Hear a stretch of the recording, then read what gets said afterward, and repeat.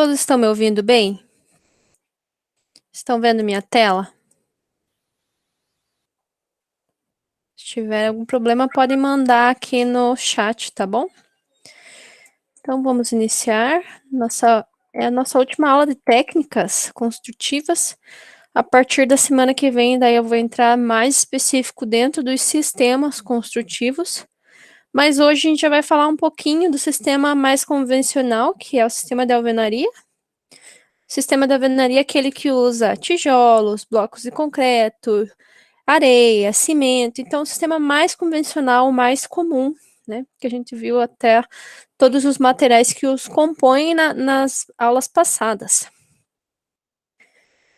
Então, falando sobre um pouquinho de reparos nas construções de forma geral, né?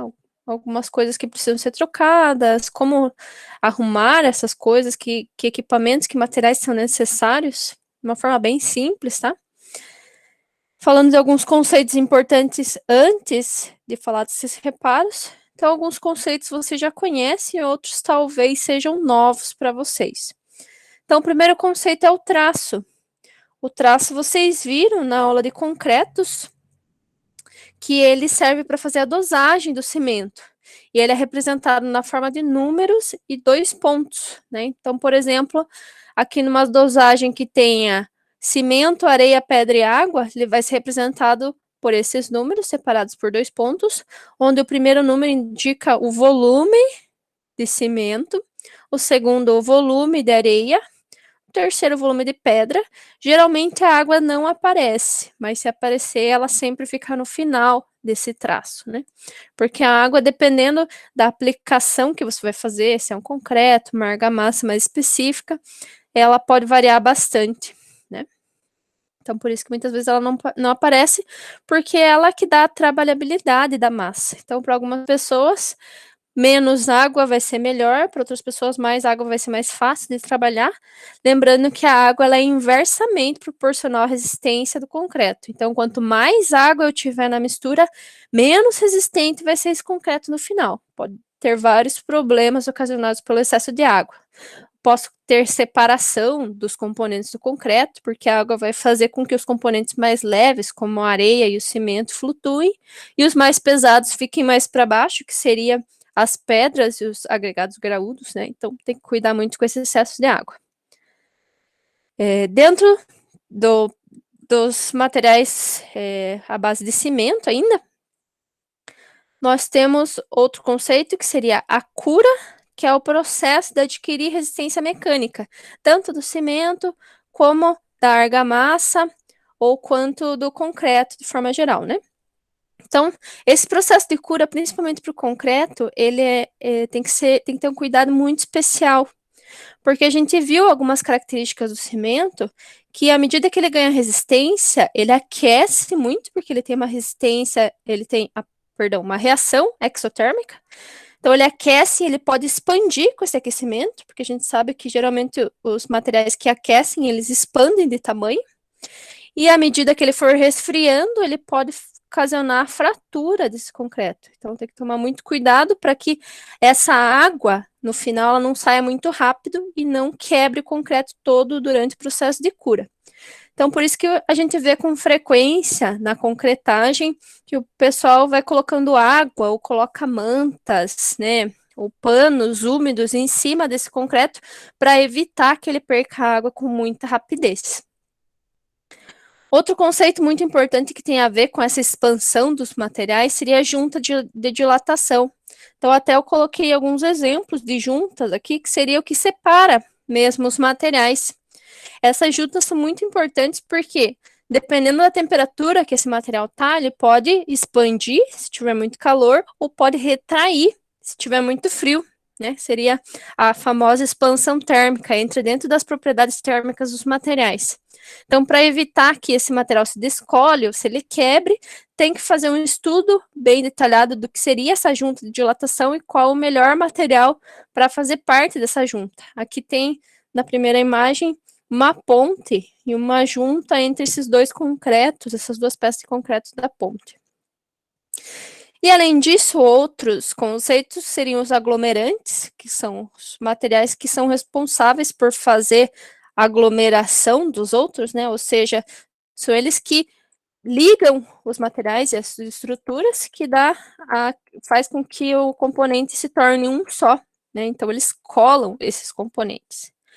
Daí aqui entra o gesso, a cal, o cimento e os outros aglomerantes que nós vimos em sala, que seriam os asfaltos, as resinas, todos esses materiais que têm essa função de colar.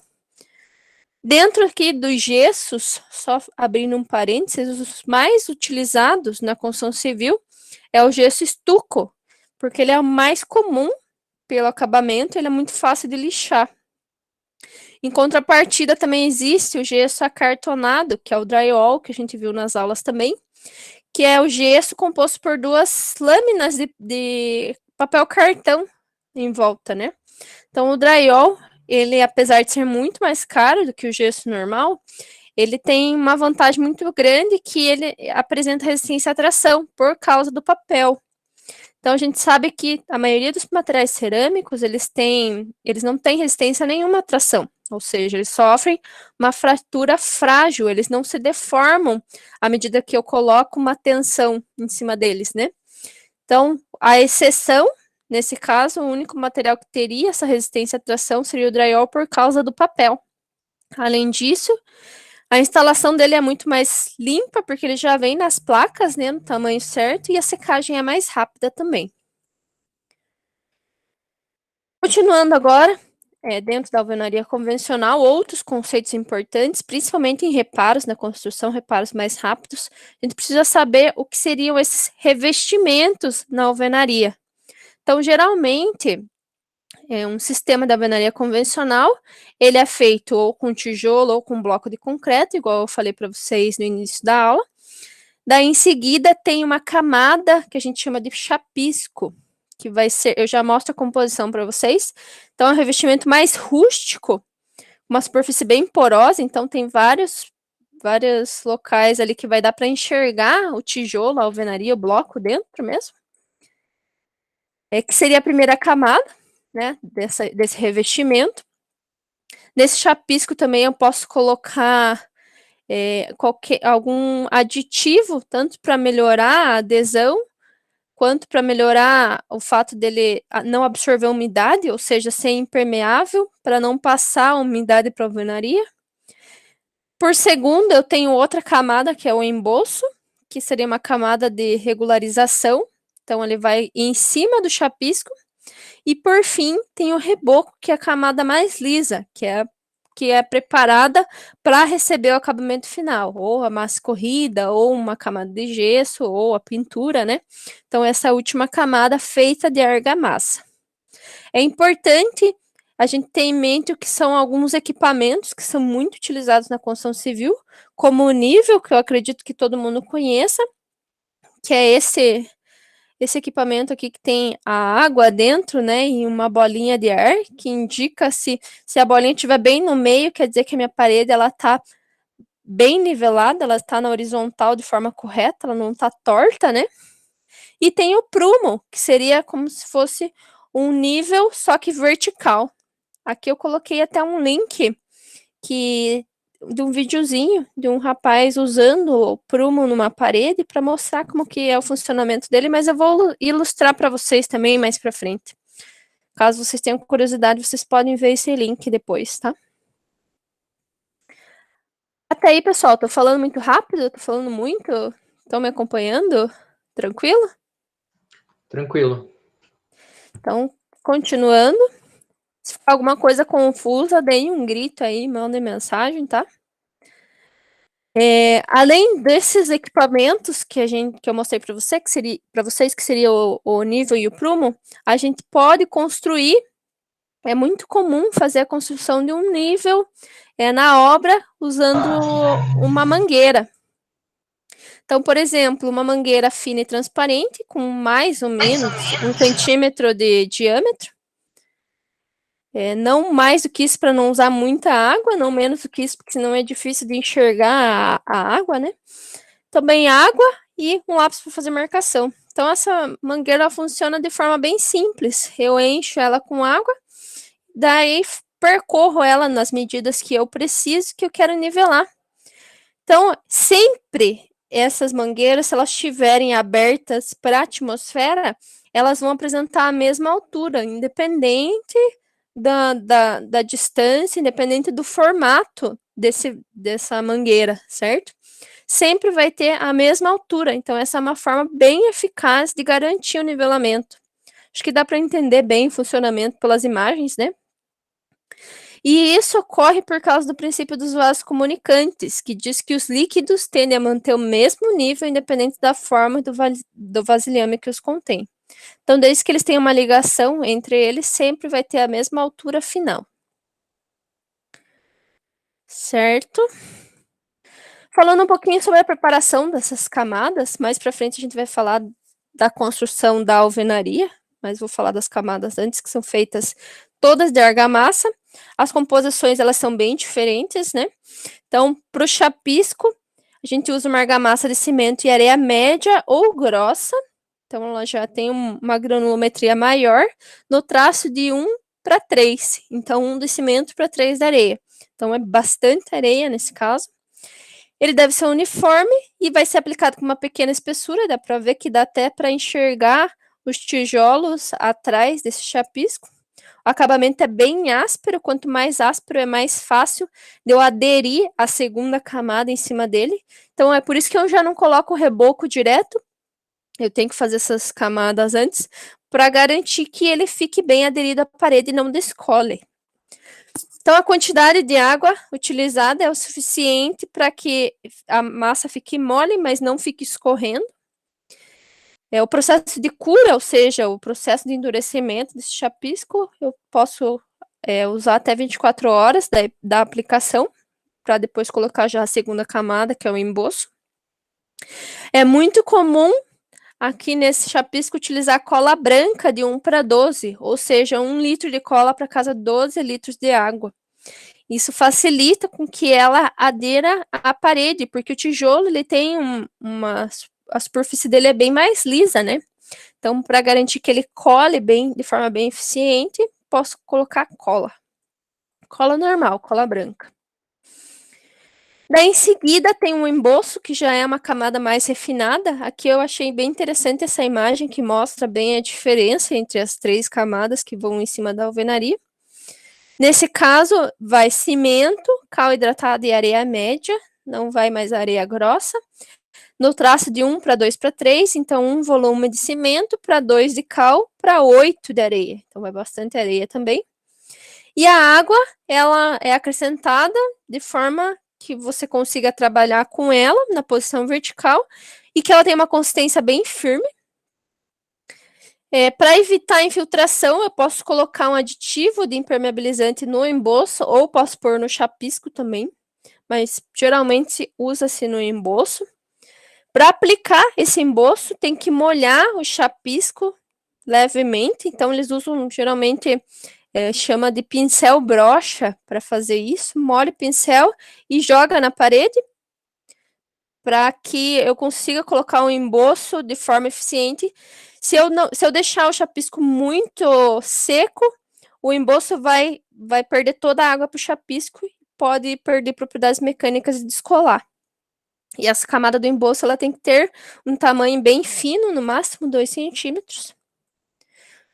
E por fim, o reboco. O reboco eu posso produzir ele, né, fazer uma argamassa de cal e areia, ou então eu posso utilizar a argamassa industrializada, que é muito comum, ela é vendida pronta. Então, ela já tem o cimento, areia e aditivo nas proporções corretas, é só eu colocar água e aplicar. Então, tem de várias marcas essa argamassa para reboco.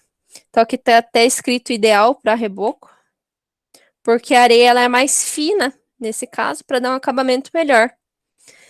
A água é da mesma forma que é utilizada no emboço, então só para formar a massa homogênea, tem que ter uma consistência firme para conseguir trabalhar na vertical também. A superfície que vai receber esse reboco também tem que ser umedecida.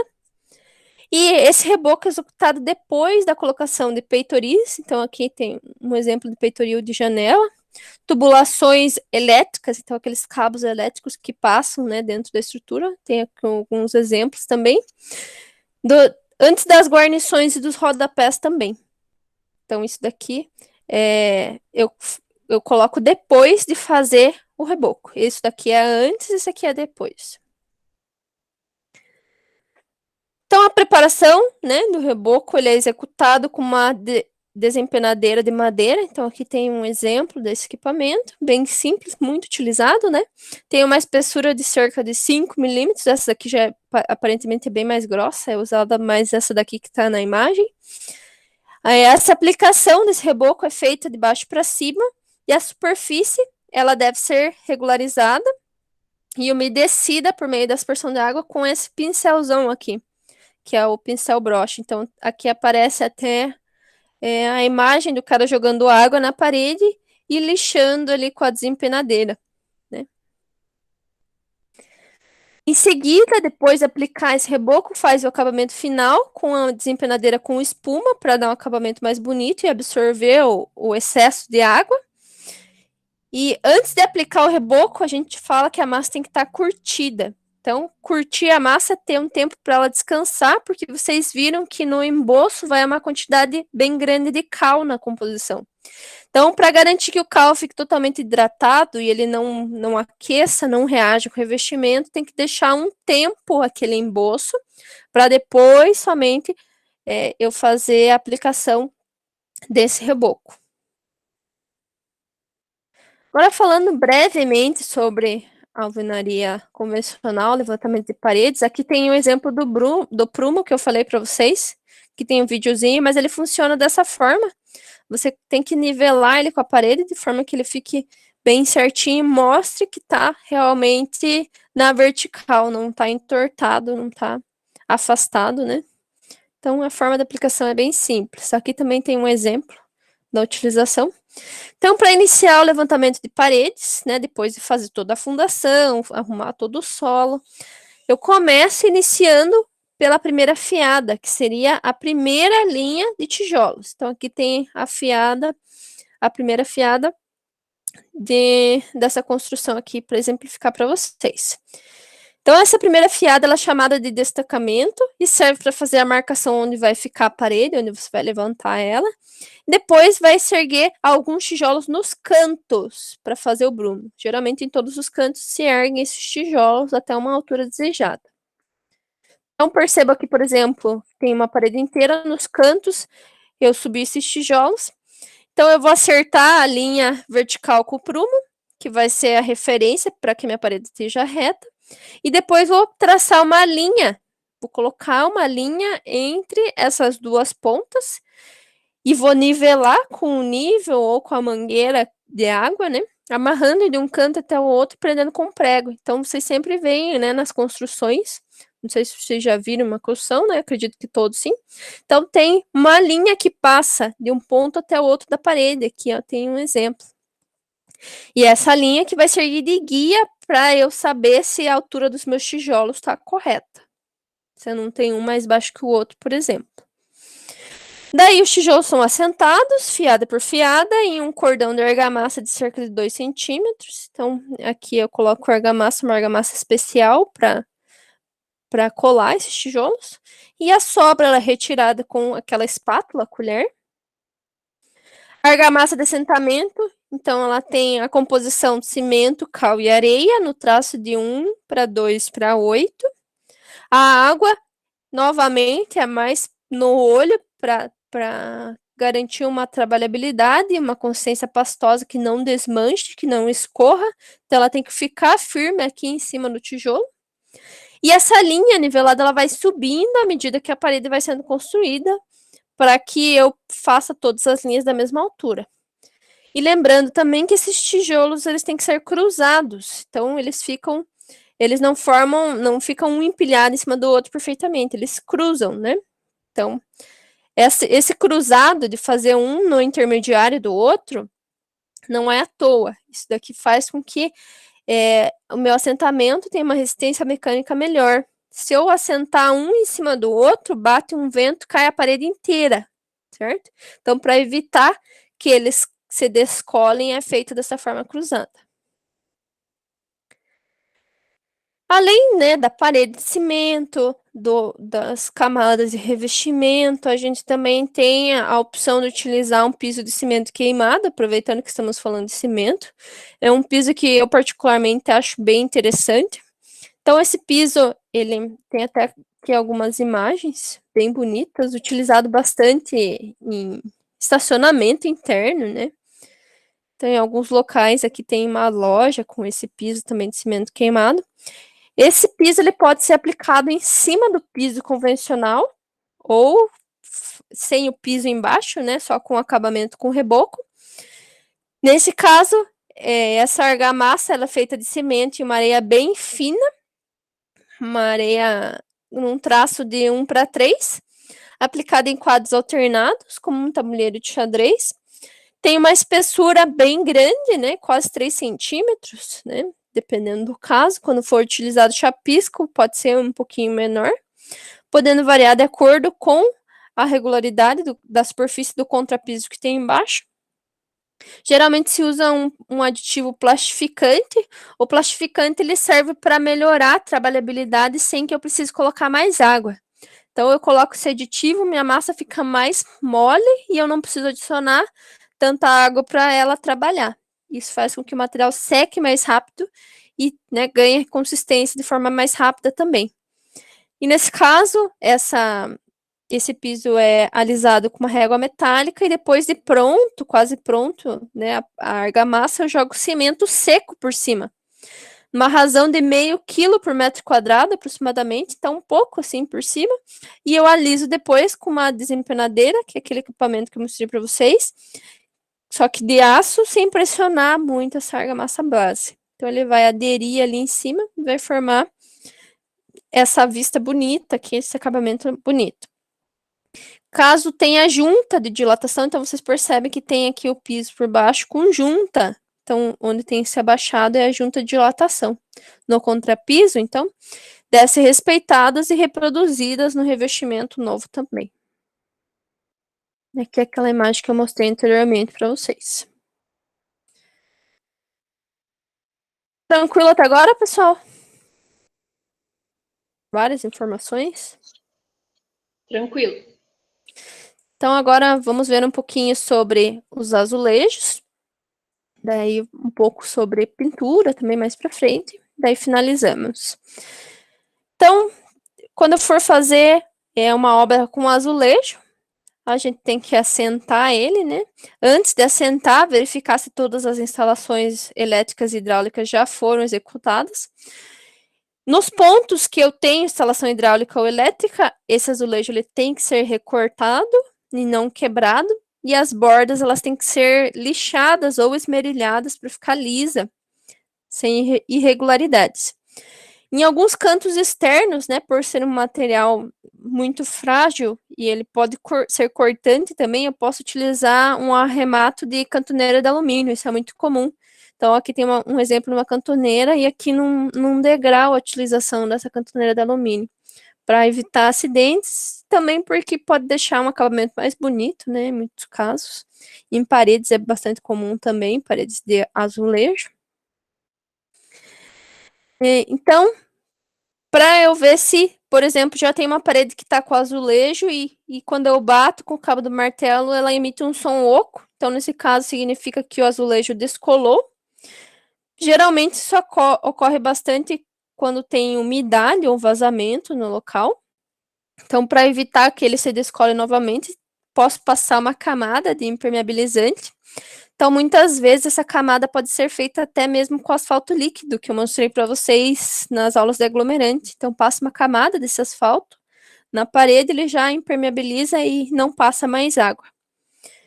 A superfície da aplicação, obviamente, tem que ser nivelada e também utilizo argamassa para fazer a colagem desses azulejos. Então, argamassa para azulejo ou cimento cola ou argamassa colante, também vem a argamassa pronta, só colocar água e passar, também chamada argamassa colante. Ou argamassa polimérica também é a mesma coisa, que tem cola, né, na composição. Eu posso utilizar, preparar de acordo com as instruções E geralmente eu uso mais ou menos 3 quilos dessa argamassa para preencher 1 metro quadrado. O preenchimento é feito com uma desempenadeira também, só que agora ela é dentada.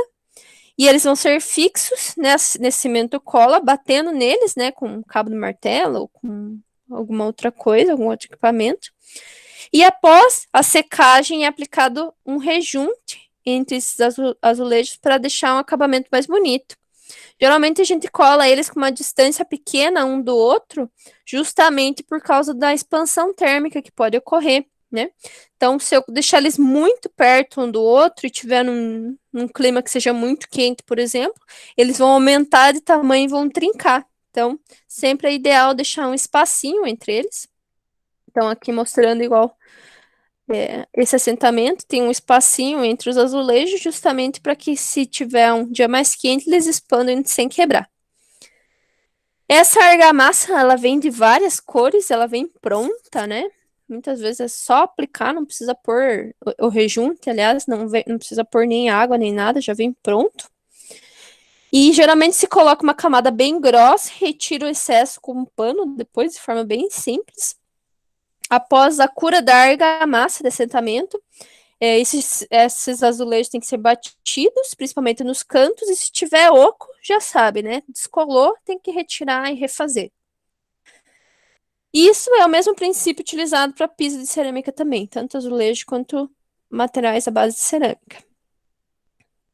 Tem até várias outras cores de rejunte que dessa marca tem essas cores, mas existe azul, existe rosa, existe várias cores que dão um acabamento bonito, né, no azulejo. Aí na pintura, agora sobre o processo de pintura, como que funciona. Então a gente já sabe do que é composta a pintura, para que ela serve, como que ela é aplicada, como que ela ganha resistência, isso a gente já viu nas outras aulas, né? Mas a gente tem que fazer uma preparação antes de aplicar a pintura, eu não posso aplicar ela de qualquer jeito. Então, numa parede nova, por exemplo, que vai receber pintura, eu preciso lixar, né? Então, considerando que eu apliquei lá o chapisco, o emboço e o reboco. Eu vou lixar o reboco com uma lixa bem grossa, que é uma lixa de 60 ou 80 mesh, para tirar o excesso de areia. Então, vou passar essa lixa de forma leve, né? Em seguida, usar uma vassoura mesmo para tirar o excesso de areia, uma escovinha, alguma coisa do tipo que a lixa retirou. Tem que garantir que a parede esteja bem seca. Daí, em seguida, eu vou aplicar uma massa, né? A massa corrida, ou um selador, ou em alguns casos, ao invés de aplicar massa corrida e selador, eu posso aplicar uma camada de gesso também, que tem a mesma função. Geralmente, em parede interna, a gente usa massa corrida, porque ela tem um acabamento muito mais bonito, e ela acaba sendo um pouco mais cara por conta disso. Aqui tem a aplicação da massa corrida, então eu aplico com bastante quantidade, ela forma uma camada bem grossa mesmo. Eu aplico uma mão, espero secar, aplico a segunda de mão, daí depois que secou, eu novamente. Geralmente eles lixam usando uma luz bem forte, uma lanterna, para evitar que tenha qualquer defeito. Se tiver algum defeito, passa mais massa corrida. E em paredes externas, que eu não preciso ter um acabamento tão perfeito igual internamente, pode usar o selador. O selador é mais fácil de aplicar, consequentemente mais barato, e aplica com rolo mesmo, de forma mais simples. Opa! Daí, por fim, eu vou aplicar tinta em cima da massa corrida ou do selador, né? Geralmente é feito 2 de mão, respeitando os prazos e as composições, né? A gente já viu alguns exemplos de tintas de composições. Por fim, os vidros. O vidro é bem simples, né? De fazer reparo também. Se, por exemplo, um vidro quebrou, eu tenho que, primeiramente, antes de tudo, nesse caso, utilizar 2 EPIs, que seria a luva. Aqui o rapaz está com a mão, né? Mas porque já não tem vidro, ele está tirando só a cola, a massa que cola. Mas sempre é o ideal usar luvas de couro e óculos de segurança, justamente por ser muito cortante, né? Daí, se eu precisar retirar uma janela, por exemplo, que quebrou, eu posso tirar com o martelo, né, o restante do vidro, mas cuidando sempre para abafar os cacos que saem com as marteladas. Geralmente uso um pano bem grosso para isso, ou algum outro equipamento. Daí, com a espátula, remove essa massa que cola ao vidro, essa massa que é feita de gesso, dolomita e óleo vegetal. Eu posso utilizar, se estiver muito difícil de tirar, uma talhadeira, um martelo também. Daí, para colocar o vidro, eu tenho que cortar ele nas dimensões corretas, deixa um espacinho também entre o final do vidro e, por exemplo, a janela, o local onde você está instalando, porque dependendo também da temperatura, ele pode ter expansão térmica. Depois que coloca o vidro, aplica a massa ela vem pronta, então ela tem de várias cores também. Aplica essa massa nos cantinhos, aparando com o auxílio do estilete ou numa guia para que fique um acabamento retinho, bonitinho, não fique as marcas de dedo, né? E daí espera secar, se quiser pintar a massa, pode pintar também. E tá aplicado, né? Sobre o descarte dos cacos de vidros, o ideal é embrulhar em jornal e entregar à vidraçaria. Qualquer vidraçaria aceita. Lembrando que o vidro é um material 100% reciclável. Então é só moer ele de novo e pode fabricar outros vidros. E cuidados com a umidade. Então a umidade ela é sempre a grande vilã, né, das construções civis. Em alguns casos a umidade pode ser boa, em alguns casos ela é muito ruim. Então, por exemplo, essa umidade, se ela tiver num rodapé ou numa parede que esteja finalizada, vai fazer, ela provoca bolha na pintura porque a alvenaria ela vai absorver a água, né? Então ela vai expandir e daí vai surgir essas bolhas, manchas escuras, vai esfarelar, pode até desplacar a tinta, né? O que acontece com bastante frequência, se não for feito impermeabilização. Então, em algumas situações, o que a gente tem que fazer? Tem que tirar toda a massa de revestimento úmida ao longo da parede. Isso pode incluir tanto o reboco, quanto o emboço, quanto o chapisco. Retirar todo o material solto que descolou, né? Preencher com argamassa de cimento média, um traço de 1:3. Aplicar a camada de impermeabilizante, que é muito importante, então pode ser na forma de tinta, de resina, pode ser na forma de asfalto, pode ser um aditivo mesmo nas camadas de chapisco e de emboço. Eu posso adicionar no chapisco aquela cola ou uma base de resina sintética para ele grudar melhor no tijolo ou no bloco de concreto. E depois emboçar e rebocar a parede normalmente. Então, sempre cuidar, principalmente em locais muito úmidos, fazer essa impermeabilização. E aqui, para finalizar nossa aula, falar um pouquinho sobre orçamento e custo de produção. Essa parte, ela é meio dedutiva, né? Mas mesmo assim é muito importante. Então, eu vou explicar um exemplo para vocês de um piso de cozinha com rachadura. Então, qual que seria o processo de cálculo do custo de uma construção? Ele é bem intuitivo, bem simples de fazer. Então, imaginem que numa cozinha tinha uma rachadura que estava absorvendo muita sujeira e não deixava o piso ficar bem limpo. Quando você visita a cozinha, você verifica que a rachadura ela possui 1 metro de comprimento. Então, como o piso é de cerâmica e a rachadura ela é sinuosa, seria necessário trocar 12 peças de cerâmica, ou seja, seria necessário fazer um retângulo de 4x3 cerâmicas. Então, aqui tem um retângulo e aqui tem as dimensões das cerâmicas desta cozinha. Então, as dimensões seriam 15x30 de cada cerâmica, então a área total seria base vezes altura, você já sabe, 0,54 metros quadrados. Essa é a área total que você tem que trocar. Então, quanto que você ia gastar para fazer, né, a troca? Então, você tem que ver o preço da peça da cerâmica, o preço do que você vai usar para colar a cerâmica, que é uma argamassa, né? E, além disso, você vai usar um rejunte para colocar entre essa argamassa que vai estar aparente, né? Então, considerando que eu vou usar 12 peças de cerâmica, cada uma custa 63 centavos, que eu vou usar 3 kg de cimento, que eu falei para vocês que 3 quilos, né, dessa argamassa, ela reveste 1 metro quadrado. Então, para aqueles 0,54 metros quadrados, é um pouquinho mais que a metade, eu vou usar aproximadamente 1,7 kg, né? Que é um pouquinho mais que 1 metro quadrado. Para cada metro quadrado, eu posso usar aproximadamente 650 gramas de rejunte. Então, se para cada metro quadrado é isso, para quase meio metro quadrado, é quase metade, né? Então, aproximadamente uns 320 gramas de rejunte. E a água, considerando um valor aproximado, simbólico, também tem que ser considerado, eu faço uma tabelinha do material, da quantidade que eu utilizei, da quantidade por caixa que é vendido, porque muitos desses materiais não vendem por unidade, vendem um valor mínimo, né? Então, por exemplo, cimento é no mínimo 20 quilos, por exemplo, que eu vou ter que comprar. Quanto que seria o custo total, o custo unitário e o custo que eu vou utilizar. Então, eu vou ter que gastar R$ 51, mas, na verdade, o que eu vou usar não vai ser tudo, vai ser R$ 11. E aqui eu coloquei um valor simbólico para a água. Bem tranquilo de fazer, desconsiderando mão de obra e tempo, né, de realização. Então, aqui está o valor do material que precisa ser adquirido em quantidades maiores, né, porque só são vendidos em quantidades fixas, e o valor que vai ser usado. E daí também, geralmente, deve-se indicar um tempo aproximado para o reparo. Então, quanto tempo vai levar para tirar essas peças daqui? Quanto tempo vai levar para secar bem essas peças? Quanto tempo vai levar para aplicar e secar a argamassa? Quanto tempo vai levar para aplicar o rejunte e secar esse rejunte? E daí está finalizado. E o que eu quero que vocês façam, então, no fórum,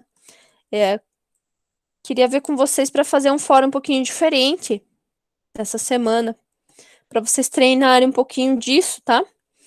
Então, seria em duplas ou trios, e eu vou dar um prazo maior, ao invés de ser para amanhã, seria até domingo, às 23h59, daí vocês já podem fazer em duplas ou trios. Eu imagino que vocês façam isso bem mais rápido, né? Mas para não, caso vocês achem que é um pouco difícil, já vou deixar um prazo maior, mas acho que até amanhã é tranquilo de vocês fazerem. Então, descrever como você faria a construção de um muro. Esse muro, obrigatoriamente, tem que ser de tijolo, tem que ter o chapisco, emboço e reboco, tem que ser lixado e com massa corrida, sem pintura, mas com acabamento em azulejo, dos dois lados do tijolo, e considerando a argamassa e rejunte também. Então, vai ter argamassa no chapisco, vai ter argamassa no emboço, vai ter argamassa no reboco, e vai ter argamassa para colar, né, os azulejos, e tem um rejunte também. Como que você faria essa construção? Estou explicando, do jeito que eu expliquei na aula de hoje, certo? Primeiro, colocaria a primeira fileira de tijolos, daí colocaria tijolo nos cantos, de forma cruzada, para que tenha resistência mecânica. Daí vocês vão achar a altura do muro, as dimensões que vocês quiserem, do jeito que vocês acharem interessante. Tem que fazer o prumo para garantir que está bem na vertical. Daí ia levantando os tijolos do meio com argamassa com composição X, traço X. Lembrando que tem que fazer a linha, né? A linha para entre os dois prumos para garantir que as linhas de tijolo que estão sendo subidas estão retas, né? Então tem que fazer o nivelamento dessa linha também. Daí, em seguida, ia fazer o chapisco com a composição traço tal, daí ia aplicar, ia esperar um dia para secar, daí ia fazer o emboço com composição e traço tal, também ia deixar secar, dessa forma, descrever dessa forma, certo?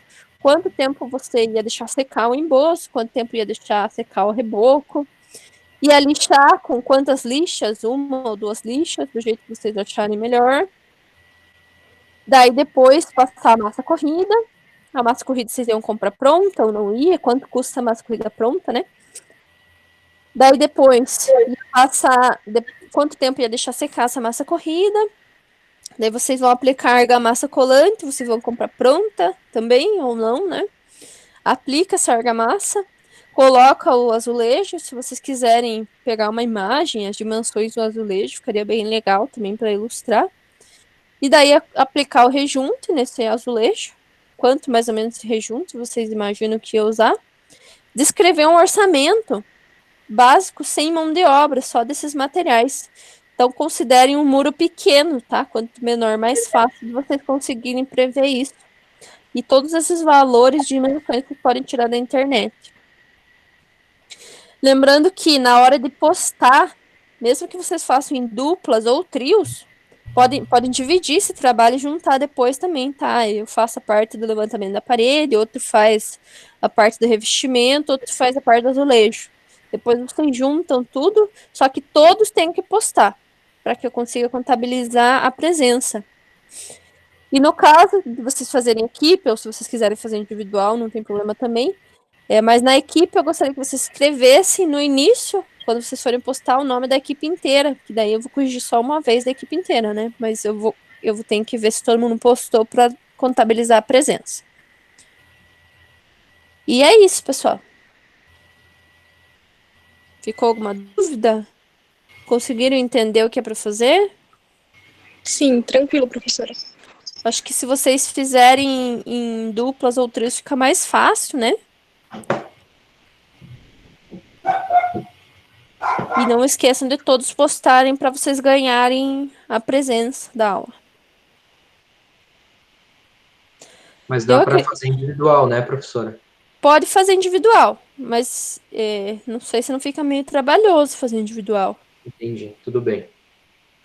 Fica a critério de vocês. Vocês estão livres para decidir. E o orçamento também é tranquilo, né? Vocês entenderam, né? Qual que seria o material, mais ou menos a quantidade. Pode aproximar, não precisa ser exato, igual aqui eu fiz uma aproximação, que seria 620 quilos. 700, né? Aqui 650 quilos aproximadamente. Quilos não, né? Gramas. Eu aproximo para um valor mais ou menos ali inteiro, né? Para facilitar também no cálculo. Certo, pessoal?